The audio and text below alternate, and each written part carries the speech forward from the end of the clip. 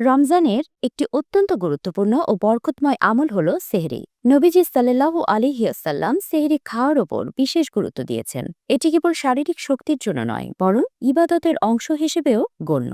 রাসূলুল্লাহ সাল্লাল্লাহু আলাইহি ওয়াসাল্লাম থেকে সেহরির জন্য আলাদা কোনো নির্দিষ্ট দোয়া বর্ণিত হয়নি। অনেক আমলের শুরুতে বিশেষ দোয়া থাকলেও সেহরির ক্ষেত্রে বিষয়টি ভিন্ন। তাই সেহরি খেতে নির্দিষ্ট কোনো দোয়া পড়ার বাধ্যবাধকতা নেই। তবে যে কোনো খাবার শুরু করার সাধারণ সুন্নতি এখানেও প্রযোজ্য। হাদিস শরীফ অনুযায়ী যে কোনো খাবারের শুরুতে আমরা একটি বিশেষ দোয়া পাঠ করতে পারি। এটি সেহরির ক্ষেত্রেও প্রযোজ্য। দোয়াটি হল বিসমিল্লাহি ওয়া বারাকাতিল্লাহ, অর্থ আল্লাহর নামে ও আল্লাহর বরকতের ওপর নির্ভর করে খাবার শুরু করছি।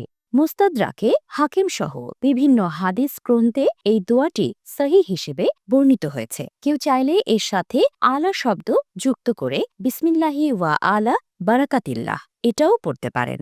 এতে অর্থের কোনো পরিবর্তন হয় না এবং এটি পাঠ করাও বৈধ। সেহরি খাওয়ার অর্থ এই নয় যে প্রচুর খাবার খেতে হবে। অনেক সময় ঘুমের কারণে বা অন্য কোনো কারণে ভারী খাবার খাওয়া সম্ভব হয় না। হাদিস অনুযায়ী কেউ যদি কেবল এক ঢোক পানি পান করে সেহরির নিয়ত করে, তবে তার সেহরির সুন্নাত আদায় হয়ে যাবে। সেহরি খাওয়া কেবল একটি অভ্যাস নয়, এটি বরকত লাভের মাধ্যম। মুসনাদে আহমাদ ও সহি ইবনে হিব্বানের বর্ণনা অনুযায়ী ১. সেহরি খাওয়া একটি বরকতপূর্ণ কাজ।